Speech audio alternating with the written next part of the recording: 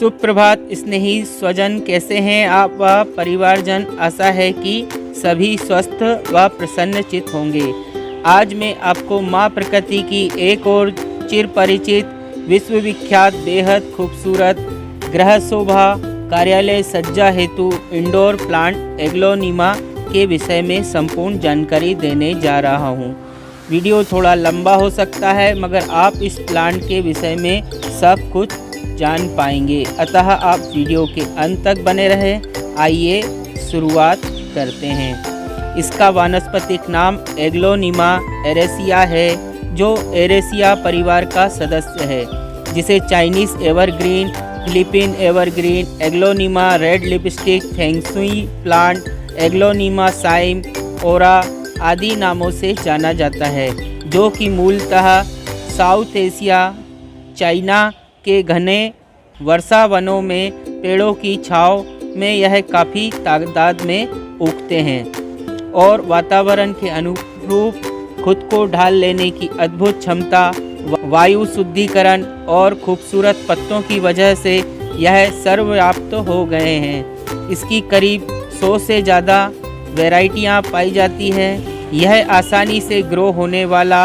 आर्द्रता पसंद, low maintenance वाला इंडोर प्लांट है, जो हवा के हानिकारक कार्बनिक रसायनों को एब्जॉर्ब करके वायु का शुद्धिकरण करता है।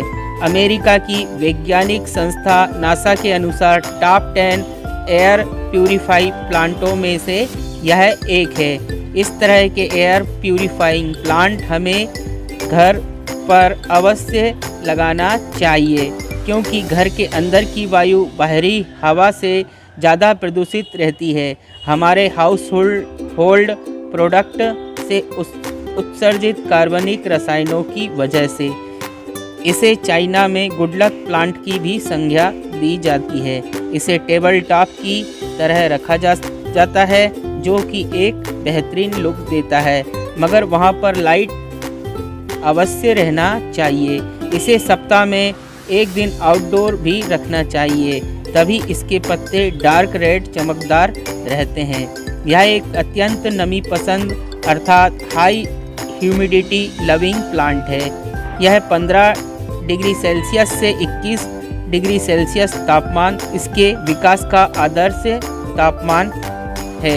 यह सीधा सूर्य का प्रकाश सहन नहीं कर सकता है। 15 डिग्री टेम्परेचर कम होने पर इसके पत्ते रंग विहीन होकर सूखकर गिर जाते हैं, अतः सर्दियों में इस बात का विशेष ध्यान रखें। ज़्यादा ठंड होने पर इसका ठंड से बचाव करें। इसे पर्याप्त रोशनी में ही रखें, नहीं तो इसके पत्ते लंबे और रंग विहीन हो जाते हैं। गर्मियों में इसके आसपास आर्द्रता बनी रहे, इसलिए मिस्टिंग करते रहना चाहिए, या ट्रे में ईंट के टुकड़ों के ऊपर पानी भरकर इसे रख दें, जिसके वाष्पीकरण से हमारे पौधे के आसपास आर्द्रता बनी रहेगी। नीम के डंठल से भी मल्चिंग कर सकते हैं, जिससे सॉइल मीडिया मॉइस्ट बना रहेगा और जल्दी नहीं सूखेगा। आइए अब हम इसे रिपोर्ट करते हैं। इसके लिए हमने well drain, well aeration, porous व लाइट वेट मिट्टी तैयार की है, जिसकी वाटर होल्डिंग कैपेसिटी ज़्यादा ना होकर सिर्फ हल्की और मॉइस्ट रहेगी, जिसके लिए हमने 10% garden soil, 40% cocopeat, 20% river sand, 20% vermi compost, 5% ईंट के छोटे टुकड़े या डस्ट, इसमें हमने टुकड़े की जगह डस्ट ली हुई है, और हमने इसमें 5% व्हीट हस्क भी मिलाई है, जो कि वर्मीकुलेट और परलाइट का एक सब्स्टिट्यूट है, जो एरेशन के साथ साथ हमारी सॉइल मीडिया को थोड़ी मात्रा में एसिडिक बनाएगा, जिसकी हमारे प्लांट को ज़रूरत होती है, क्योंकि इसकी मिट्टी का पीएच 5.5 से 6.5 के बीच होना चाहिए, तभी हमारा प्लांट अच्छे से फर्टिलाइज़र इंटेक कर पाएगा। नीम खली जो एक स्लो रिलीज फर्टिलाइज़र है, जो हमारे प्लांट को चींटियों एवं फंगस से सुरक्षित रखेगा एवं माइक्रो न्यूट्रिएंट प्रोवाइड कराएगा। एग्लोनिमा प्लांट को हर दूसरे साल रिपोर्ट करना चाहिए। प्लांट की साइज़ के पॉट लिए हैं जिनके ड्रेनेज होल को हमने गमले के टूटे टुकड़ों से कवर कर दिया है। अब हम इस पर एक लेयर नारियल की जटाओं की रखते हैं। हम 2 पौधे लगाएंगे, जिसे एक मैं मेरे ऑफिस में रखूँगा और एक मेरे निवास पे रखूँगा। कुछ सिंडर के टुकड़े रखेंगे और उस पर एक लेयर हम रेत की रखेंगे। अब हम हमारे पौधे को आहिस्ता से पॉट में बीचों बीच रखेंगे और चारों तरफ से एक जैसी मिट्टी दबा कर फिल कर देंगे। क्योंकि इसकी मिट्टी ज़्यादा है इसलिए आहिस्ता से चारों तरफ एक जैसी हमें मिट्टी फिल करना है।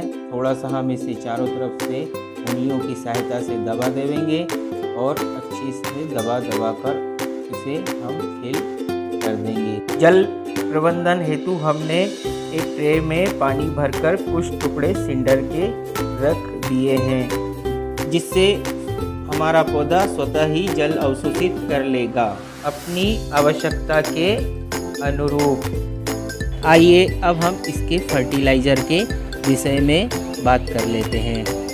इसे मार्च से लेकर अक्टूबर तक हर महीने बैलेंस एनपीके का फोलियर स्प्रे करना चाहिए, जिसके लिए एनपीके 19-19 एक छोटा चम्मच 2 लीटर पानी में मिलाकर स्प्रे करें। इसे मिट्टी में ना मिलाएं क्योंकि इससे साल्ट का डिपोजिशन होगा और वो रूट रॉट का कारण बन सकता है।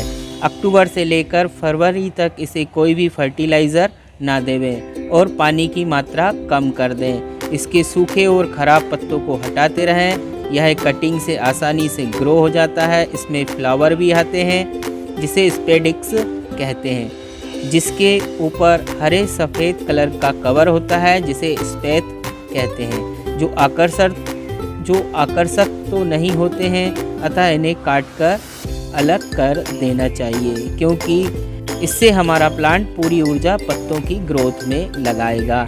इसे बीज की मदद से, स्टेम कटिंग से, रूट डिवीज़न मेथड से या लैब में टिश्यू कल्चर मेथड से प्रोपोगेट किया जाता है, मगर साधारण तौर पे इसका प्रोपोगेशन स्टेम कटिंग व रूट डिवीज़न मेथड से काफ़ी सक्सेस रहता है। कभी कभी स्टेम से निकले ऑक्सिलरी ब्रांच रूट भी आ जाते हैं इसमें, जिन्हें शार्प स्टेरलाइज ब्लेड की सहायता से अलग कर हम अलग से उगा सकते हैं। किसी भी कटे हुए भाग पर हमें तुरंत एंटी फंगल पाउडर का लेप करना अति आवश्यक है, वरना हमारे प्लांट को बैक्टीरियल या फंगल इन्फेक्शन हो सकता है, जिससे हमारा प्लांट खराब भी हो सकता है। इस पर पेस्ट अटैक ना के बराबर ही होता है, मगर एफिड, मिलीबग, स्पाइडर माइट का अटैक हो सकता है। इसके लिए पत्तों को मुलायम कपड़े से साफ करते रहना चाहिए ताकि इस पर डस्ट का डिपोजिशन ना हो, और महीने में एक बार नीम ऑयल स्प्रे कर देना चाहिए। ऐसी स्थिति में इसे में आमतौर पर पत्तों का पीला होना, स्टेम या रूट का सड़ना गलना और रूट रॉट होना, जिसका कारण ओवर वाटरिंग या सॉगी नेचर की सॉइल का होना होता है। इस महीने में एक बार फंजीसाइड का स्प्रे जरूर करना चाहिए। सही पोटिंग मिक्स का उपयोग, सही पानी का संयमित उपयोग, प्लांट को सीधे सूर्य के प्रकाश में ना रखना, नमी युक्त वातावरण निर्मित करना, कटिंग एवं प्रूनिंग के समय स्टेरलाइज टूल का ही हमें उपयोग करना चाहिए। बस इन्हीं बातों का ध्यान रखकर हम इस प्लांट को बेहतर तरीके से ग्रो कर सकते हैं। साथियों, यह एक पॉइजनस जहरीला प्लांट है क्योंकि इसमें कैल्शियम ऑक्सीलेट के फ्री क्रिस्टल मौजूद रहते हैं जो कि जहरीली प्रकृति के होते हैं। इसके रस के सेवन से त्वचा में खुजली, मुंह, जीभ में, गले में जलन और सूजन हो सकती है। अगर निगल लिया जाए तो पेट खराब हो सकता है, सांस लेने में तकलीफ हो सकती है। अतः हमें पालतू जानवरों और बच्चों की पहुंच से इसे दूर रखना चाहिए। आशा है कि मेरे द्वारा दी गई जानकारी आपको उचित एवं ज्ञानवर्धक लगी होगी। आप भी इस पौधे को अपने घर पर रोपित करेंगे एवं इसके अद्भुत वायु शुद्धिकरण की क्षमता का लाभ उठाएंगे। अपना बहुमूल्य समय देने हेतु आपका आत्मीय आभार।